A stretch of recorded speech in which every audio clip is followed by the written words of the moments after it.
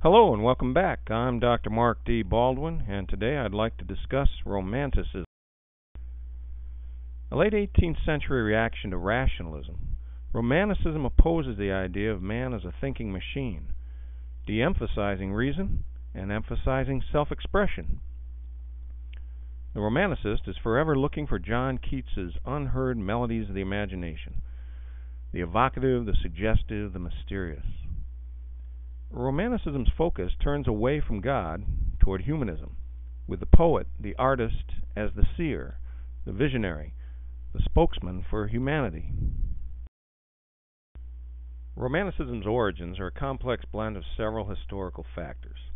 The economic rise of the middle class with the popularization of the self-made man, and the individualism of the Renaissance, colluded with the Reformation's belief in the immediate relationship of God and man, and John Locke's philosophy that minds are formed by environmental conditions. Collectively, all four factors gave rise to the revolutionary, literally revolutionary notion that all men are created equal, and they may be improved by environmental changes, that is, improved institutions and better societies. This idealism rules the Romanticist's lives and dreams. Believing in the possibilities of mind over matter, the Romanticist yearns and strives for a utopian world, one that shall evolve from a lower order of reality into a higher order. The Romanticist is on a ceaseless quest for truth with a capital T. And truth consists of finding the one in the many, seeing each individual, each experience as unique. To Walt Whitman, for instance, a single leaf of grass is no less a miracle than all the cosmos. Ultimately, truth is reached through the poet having experience with nature by using his feelings and imagination. This emphasis on nature and the imagination catalyzed a historically radical major paradigm shift.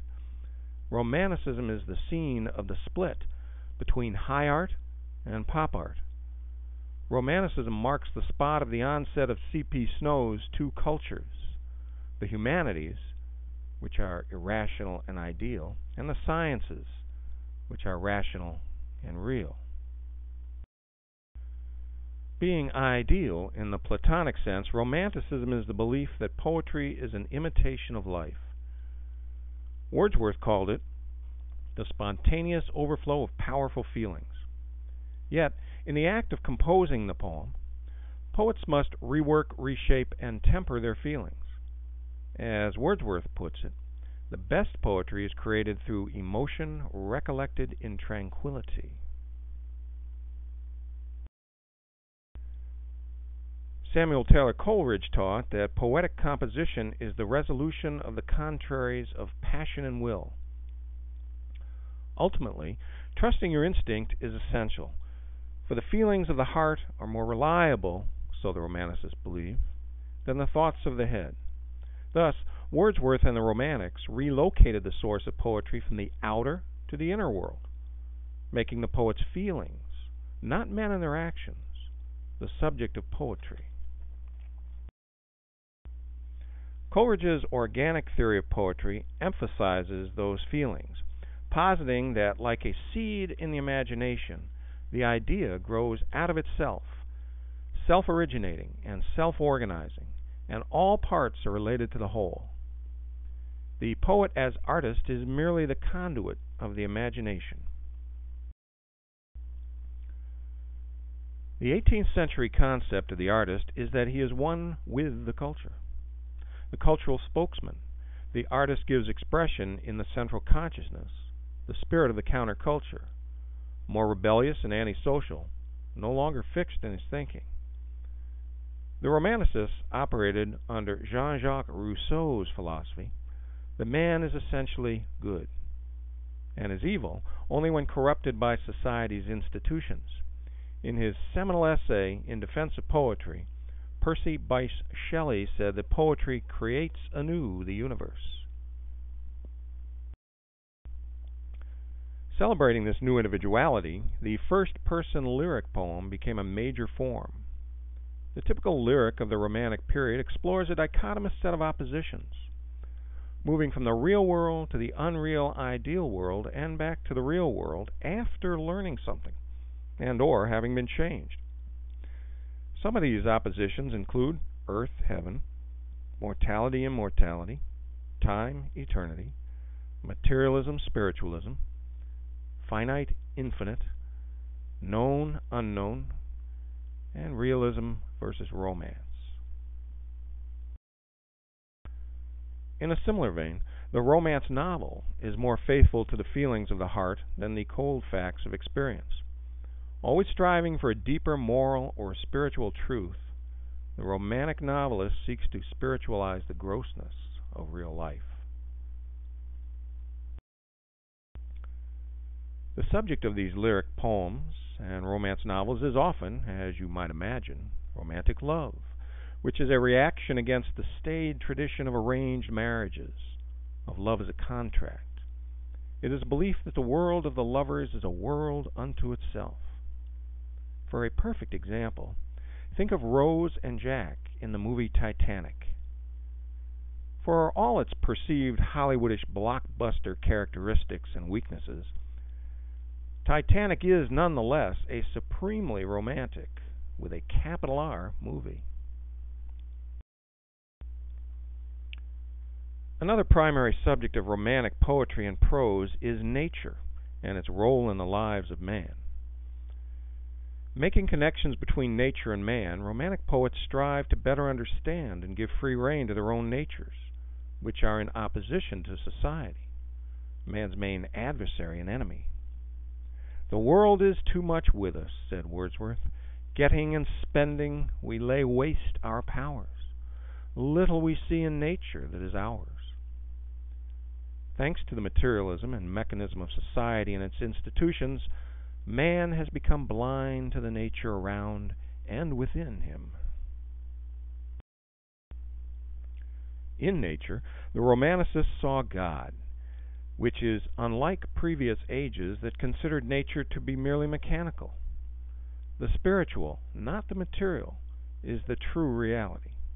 Thus, you should ground your life in long, solitary walks, communing with nature, focusing on solitude and introspection. Romanticism also elevates common people and common events, dethroning kings and queens. From the preface to 1799's Lyrical Ballads, the landmark book of poetry he penned with Coleridge, Wordsworth said they intended to use incidents and situations from common life in language really spoken by men, humble and rustic life. Wordsworth's subjects included peasants, outcasts, delinquents, and idiots. Thus, Wordsworth democratized poetry, reinvigorating the reader's wonder at the everyday, trivial, and familiar. Another Romanicist, Thomas Carlyle, has his protagonist in Sartor Resartus rescued from despair by his sense of the natural supernaturalism in ordinary experience. As Walter Pater noted, the romantic sensibility adds strangeness to beauty through writing about unusual types of experience. The occult, dreams, and nightmares, and a fascination with the forbidden are commonplace in romantic poetry. Coleridge's Rime of the Ancient Mariner and Kubla Khan employ folklore and superstition to create an otherworldly atmosphere.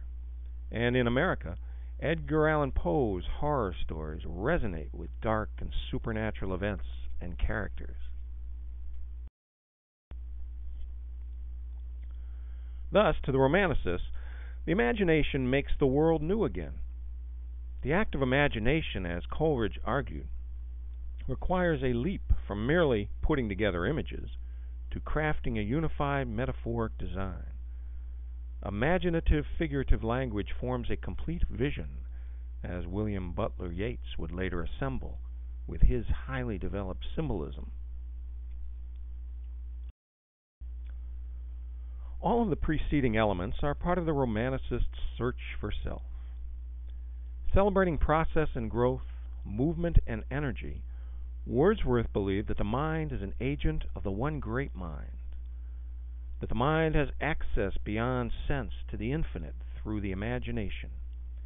This post-Kantian philosophy, that the mind of man, as subject and ego, is the creator of the universe it perceives, posits that words precede ideas.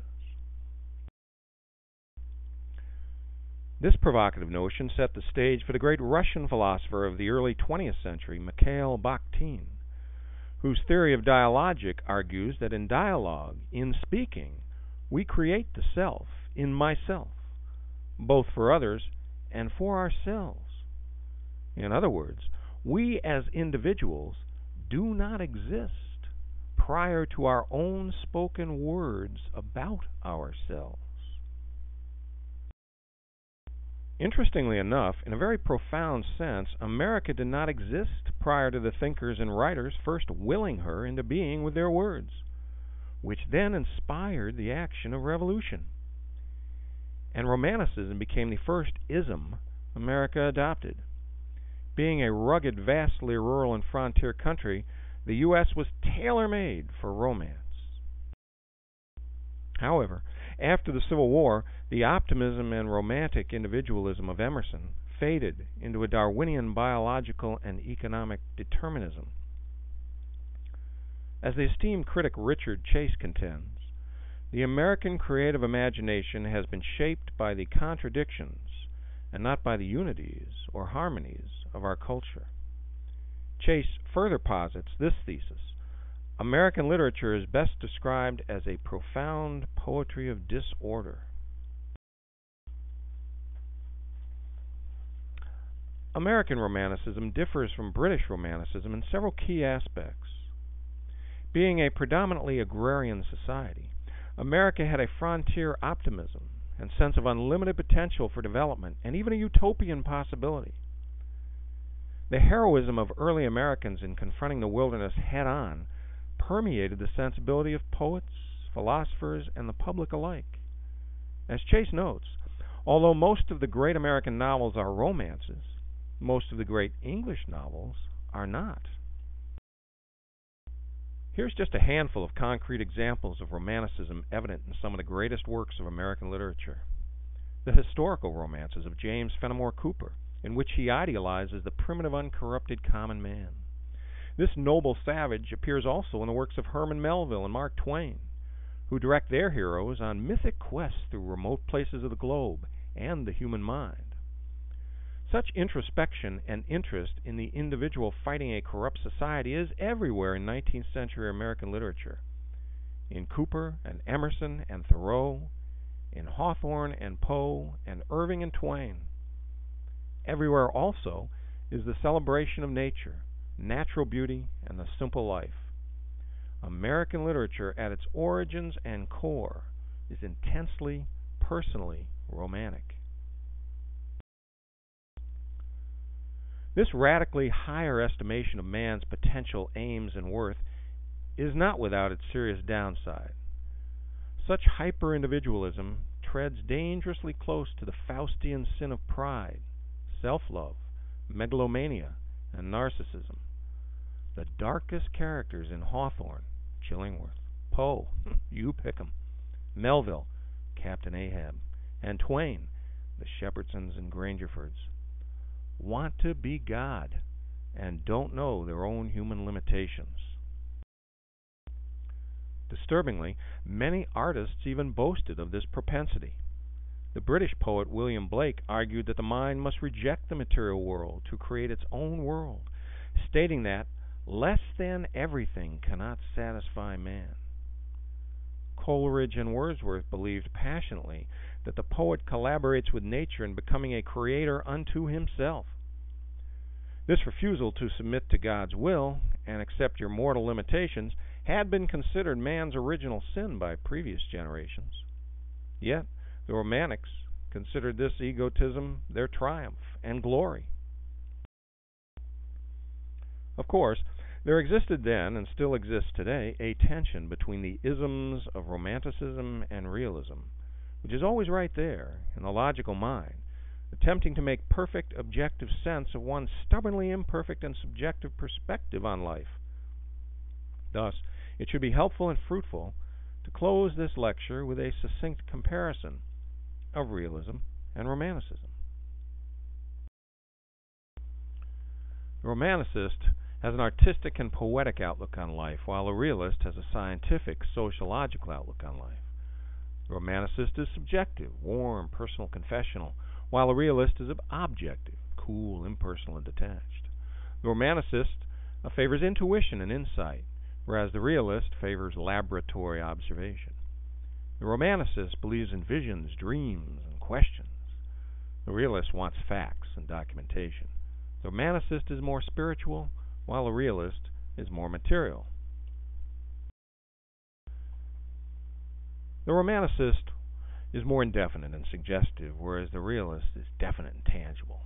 And the Romanticist relies on a rich tradition of legend, past, and myth, while realism prefers the now and the everyday. Well, thanks for listening, and I'll see you next time.